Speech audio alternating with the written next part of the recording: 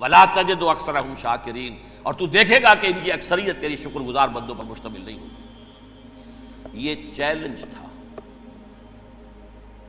اور ایک چھوٹا سا چیلنج جو سورہ صاد میں آیا ہے، اور یہاں تو اس نے اللہ کے جلال کی قسم کھا کر کہا قَالَ فَبِعِزَّتِكَ لَأُغْوِيَنَّهُمْ أَجْمَعِينَ، اے رب تیری عزت، تیرے جلال کی قسم ہے، میں ان سب کو گمراہ کر کے چھوڑوں گا، إِلَّا عِبَادَكَ مِنْهُمُ الْمُخْلَصِينَ، سوائے ان میں سے وہ کچھ لوگ جنہیں تو خالص اپنا بندہ بنا لے، جنہیں تو اپنا بندہ بنا لے۔ مخلص، مخلص نہیں، مخلص یہ مفعول ہے، فاعل نہیں ہے، جسے تو بنا لے۔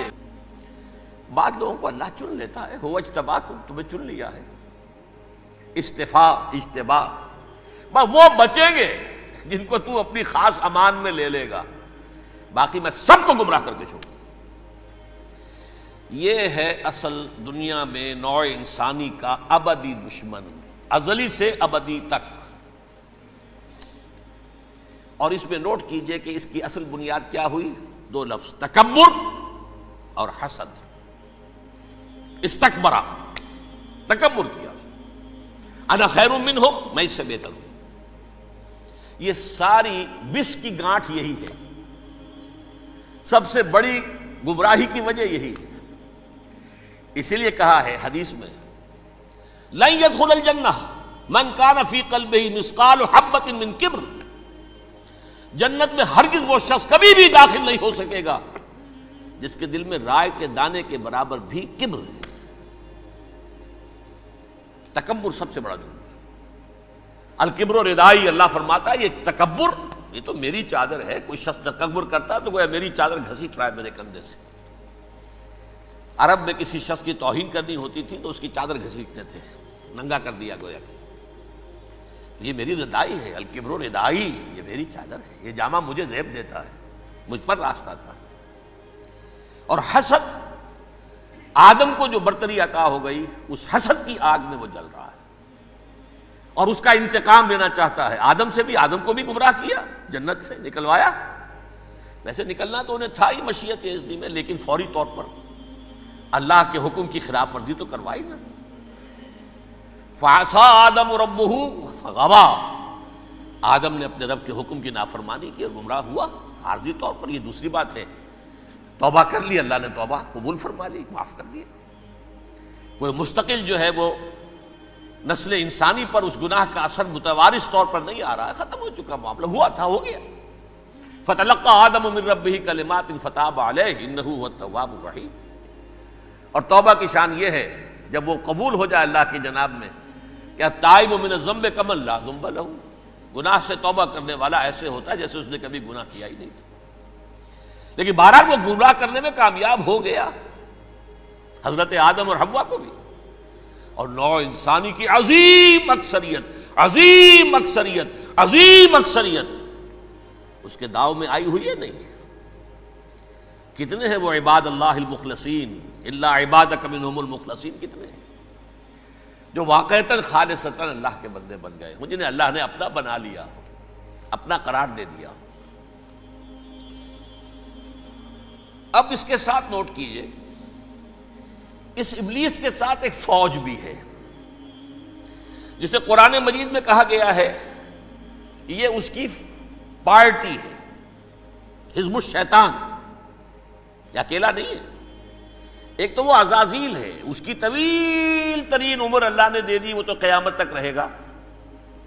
باقی بھی جنات جو ہیں ان کی نسل میں سے، یا اس کی نوع میں سے، اس کی نسل میں سے، جنات کی عمریں انسانوں کی عمروں سے زیادہ ہیں، بہت زیادہ ہیں، لیکن پھر بھی اتنی نہیں ہے۔ یہ خاص ہے اس کا معاملہ کہ اس نے کہا تھا رب انظرنی الی یوم یبعثون، مجھے دے دے مہلت اس وقت تک تاکہ میں ثابت کر کے دکھا دوں کہ جسے تو نے یہ خلافت دیا یہ اس کا اہل نہیں ہے۔ Let me prove this point. ولا تجد اکثرہم شاکرین، تو ان کی اکثریت کو شکر گزار نہیں پائے گا۔ وہ ابلیس جو ہے وہ ریکروٹ کرتا ہے اپنے فوجی، اول تو خود جنات میں سے جو اس کے نمبر 1 لشکری ہے۔ قرآن مجید میں اس کا اشارہ دیا گیا ہے انہ یراکم ہوا وقبیلہ من حیث لا ترونہم۔ دیکھو لوگو، اے انسانوں، وہ ابلیس لعین عزازیل اور جو اس کی قبیلے کے لوگ ہیں، جنات ہیں، وہ تمہیں وہاں سے دیکھتے ہیں اور تاکتے ہیں اور حملہ کرتے ہیں جہاں سے تم انہیں نہیں دیکھتے. وہ غیر مرئی ہیں، انویزیبل ہیں، تمہیں نظر نہیں آتے. ویزیبل دشمن کا وار تو روک لو گے، انویزیبل کا کیسے روکو گے؟ انہو یراکم ہوا وقبیلہ، اکیلا ہی نہیں ہے وہ تو تمہیں تاکتا ہے، تم پر حملہ کرتا ہے، گھات میں لگ کر جو ہے تمہارے اوپر حملہ کرتا ہے، وہ بھی اور اس کے ساتھ اس کے قبیلے کے لوگ جنات بھی، من حیث لا ترونہم، جہاں سے کہ تم انہیں نہیں دیکھتے. لیکن اس کے علاوہ وہ انسانوں میں سے بھی ریکریوٹ، رنگ روٹ وہ برپا کر، وہ جو ہے ان کو اپنے پاس رکھتا ہے فوج کے اندر. جس کی سب سے بڑی مثال کیا ہے؟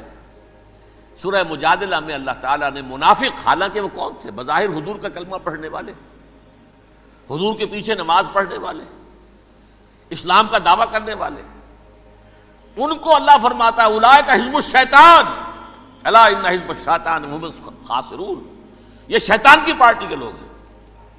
وہاں مقابلے میں آیا ہے اولئک حزب اللہ الا ان حزب اللہ هم المفلحون. یہ دو پارٹیاں ہیں، حزب اللہ اللہ کی پارٹی جو اس کے مخلص بندے ہیں، وہ اللہ کی پارٹی، اور جو شیطان کے مرید بن گئے اس کے ہاتھ پر بیعت کر لی، لہذا وہ اس شیطان کی پارٹی کے لوگ ہیں، چاہے وہ انسان ہو چاہے جن ہو. تو انسانوں میں سے بھی اس کے حزب میں، اس کی پارٹی میں اس کے ایجنٹ ہیں اور بہت ہیں، بلکہ بہت سے تو ایسے ہیں کہ جو جنات کے بھی کان قطر دیں، ان کو بھی شیطنت سکھا دیں، پڑھا دیں.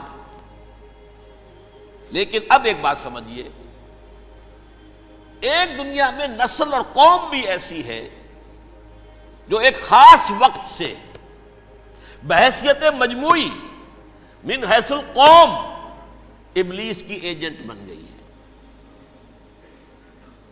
وہ کون ہے؟ وہ یہودی ہے. یہ یہودی قوم جو ہے، اس میں ایک تو کچھ یہ کہ ان کی فطرت کے اندر یہ تھا کہ ہم ہیں اصل انسان، باقی انسان جو ہے وہ انسان نما حیوان ہے، ان کی کوئی حیثیت ہی نہیں. ہم ہیں اصل انسان، نحن ابناء اللہ و احباؤہ.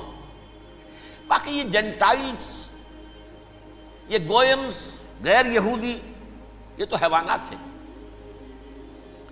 اب جیسے کہ انسانوں کو حق ہے کہ حیوانوں کو ایکسپلائٹ کریں، استعمال کریں. گھوڑے کو آپ تانگے میں باندھتے ہیں کہ نہیں؟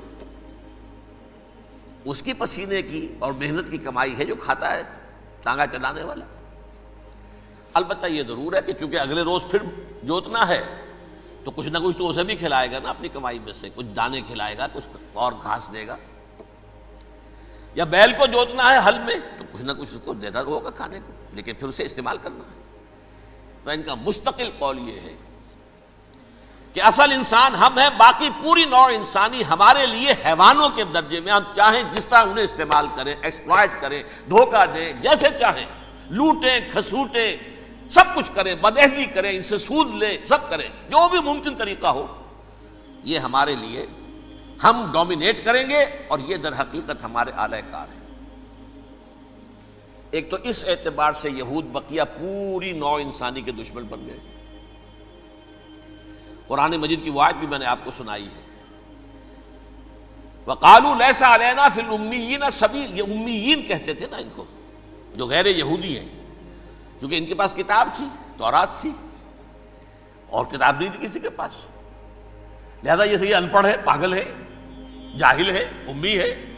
ہم ہیں صاحب کتاب، ہمارے پاس شریعت، ہمارے پاس کتاب.